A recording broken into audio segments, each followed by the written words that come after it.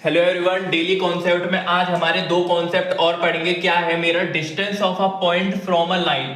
Distance of a point, एक point का distance निकालना है आपको लाइन से। कैसे निकालते हैं? मान लीजिए मेरे पास ये एक पॉइंट दे रखा है और ये एक लाइन दे रखी है।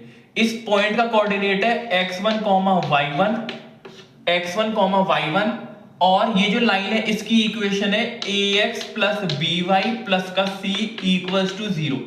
अब मुझसे ये जो डिस्टेंस है ना, ये मुझसे ये d पूछा गया है। इस पॉइंट का इस लाइन से डिस्टेंस d, याद रखना हमेशा परपेंडिकुलर डिस्टेंस ही निकलेगा। तो ये जो d होता है, ये पता क्या होता है? ये होता है मॉड यानी कि पॉजिटिव। अब आपको क्या करना है? इन दोनों पॉइंट्स को x और y की जगह पर रख देना है। x1 को x की जगह पे, y1 को y की जगह पे। तो ये हो जाएगा ax1 प्लस by1 प्लस का c और अपॉन अंडर रूट में x और y के कोफिशिएंट है, इनके स्क्वायर का रूट a स्क्वायर प्लस का b स्क्वायर। ठीक है, a स्क्वायर प्लस का b स्क्वायर। ये डिस्टेंस होगा पॉइंट का लाइन से ax1 plus by1 plus c upon under root में a square plus b square. Distance between two parallel line.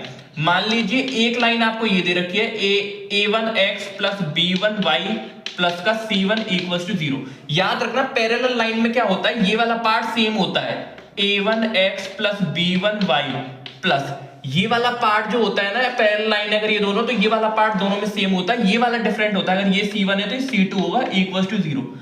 अब देखिए, मान लीजिए एक लाइन ये रही, एक लाइन ये रही। इस वाली लाइन की इक्वेशन L1 L2। मान लीजिए ये वाली लाइन मेरी L1 है, ये वाली लाइन मेरी L2 है। इस L1 की इक्वेशन ये रही, L2 की इक्वेशन ये रही। अब आपसे इन दोनों के बीच का डिस्टेंस पूछा है, तो ये क्या होगा? ये होगा d इक्वल्स टू मॉड इन दोनों का माइनस c1 माइनस c2, सिर्फ जो हमारे कोफिशिएंट है ना कांस्टेंट वाले, उनका डिफरेंस अपॉन अंडर रूट में x और y के जो कोफिशिएंट है उनके स्क्वायर से a1 square plus b1 square. d equals to c1 minus c2 upon under root में a1 square plus b1 square. I hope आपको ये दोनों ही डिस्टेंस अच्छे से समझ में आए होंगे और आपकी नॉलेज में ये एकदम अच्छे से समझ में आ गए होंगे। Thank you.